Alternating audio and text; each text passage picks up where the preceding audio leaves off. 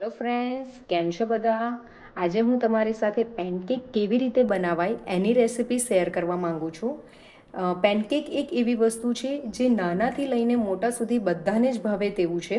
તો હું એની રેસિપી તમારી સાથે શેર કરવા માંગુ છું. તો સૌથી પહેલાં એના ઇન્ગ્રેડિયન્ટ્સ જોઈ લઈએ. એક વાટકીનું માપ તમારે લઈ લેવાનું છે અને એ જ વાટકીના માપથી તમારે બધું જ માપ લેવાનું છે. તો એક વાટકી મેં દૂધ લીધું છે, એક વાટકી મેદો, 2 ચમચી મેલ્ટેડ બટર, 2 ચમચી વિનેગર, 1/4 વાટકી ખાંડ લીધી છે જેને મેં પીસી લીધેલી હતી, 1 ચમચી બેકિંગ પાવડર અને અડધી ચમચી બેકિંગ સોડા. તો સૌથી પહેલાં અહીંયા મેં એક બાઉલ લીધો છે. એ બાઉલની અંદર આપણે આ દૂધ લઈ લેશું અને તેની અંદર વિનેગર એડ કરી દેશું.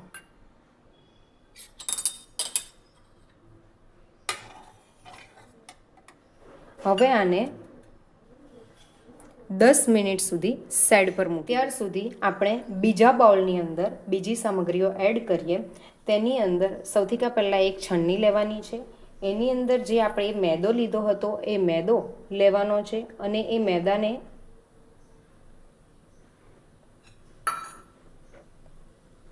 ચારી લેવાનો છે. બધી જ વસ્તુ આપણે ચારીને લેવાની છે જેથી એની અંદર કોઈ નાના નાના લમ્સ હોય તો એ પડે નહીં. ત્યાર પછી જે ખાંડ લીધી હતી 1/4 વાટકી એ ખાંડ લીધી છે, એને પણ આપણે ચારી લેવાની છે.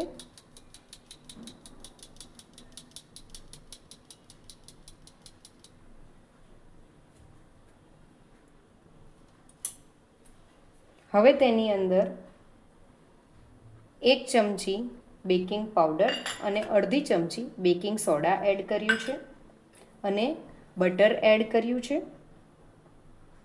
હવે આપણે જે દૂધની અંદર વિનેગર રાખીને રાખ્યું હતું એ દૂધ હવે આ રીતે ફાટી ગયું છે, બરાબર. હવે એને આપણે આની અંદર ધીરે ધીરે એડ કરવાનું છે.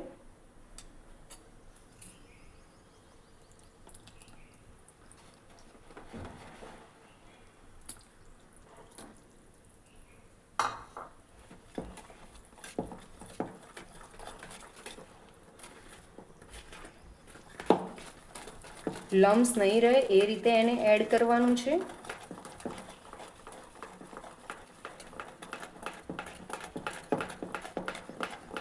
હવે આની અંદર હું વેનીલા એસેન્સ એડ કરું છું. જો હોય તો નાખવું, નહીં હોય તો ઓપ્શનલ છે. પણ વેનીલા એસેન્સ નાખવાથી એનો ટેસ્ટ જ અલગ આવે છે, એટલે હું વેનીલા એસેન્સ એડ કરું છું. આની કન્સિસ્ટન્સી આ રીતે રિબિન પડે એ રીતની હોવી જોઈએ. આ એકદમ જાડું પણ નહીં અને એકદમ પતલું પણ નહીં, આ રીતની એની કન્સિસ્ટન્સી હોવી જોઈએ.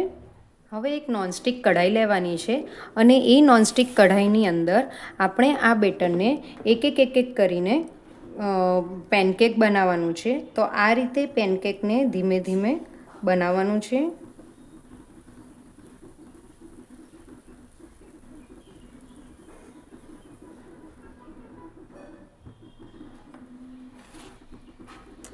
એક બે મિનિટ સુધી આને આમ જ રવા દેવાનું છે. આને હાથ નથી લગાવવાનો. 1-2 મિનિટ પછી આને આ રીતે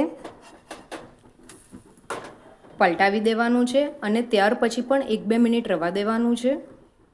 આ રીતે એને બધા જ પેનકેક બનીને તૈયાર કરવાના છે. અને ખાસ ધ્યાન રાખવું કે પેનકેક બનાવતી વખતે ગેસની ફ્લેમ એકદમ જ સ્લો હોવી જોઈએ, ફાસ્ટ ફ્લેમ પર કરવું નહીં. આ જ રીતે હું બધા જ પેનકેક બનાવી લઈશ.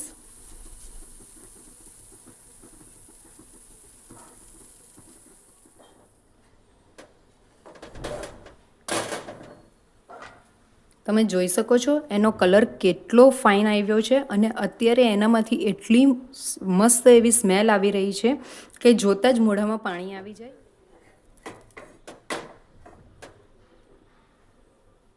આટલા બેટરમાંથી ટોટલ 5 પેનકેક રેડી થયા છે. તમે જોઈ શકો છો કેટલા સુપર સોફ્ટ અને કેટલા ફ્લફી તૈયાર થયા છે એકદમ. અને એનો કલર પણ કેટલો સરસ આવ્યો છે, તમે જોઈ શકો છો. તમે આ રીતે એને ચોકલેટ અને ફ્રૂટ્સ લગાવીને ડેકોરેટ કરી શકો છો અને તેને ચોકલેટ સાથે તમે એને સર્વ કરી શકો છો. તો તમને જો આજની મારી રેસિપી ગમી હોય તો લાઈક, શેર અને કમેન્ટ કરવાનું ન ભૂલતા. અને મારી ચેનલને જો સબસ્ક્રાઈબ ન કરી હોય તો પ્લીઝ મારી ચેનલને સબસ્ક્રાઈબ કરો અને બેલ આઇકન દબાવો, જેથી મારી નવી રેસિપી તમારા સુધી પહેલી પહોંચે. Thank you for watching. Bye bye.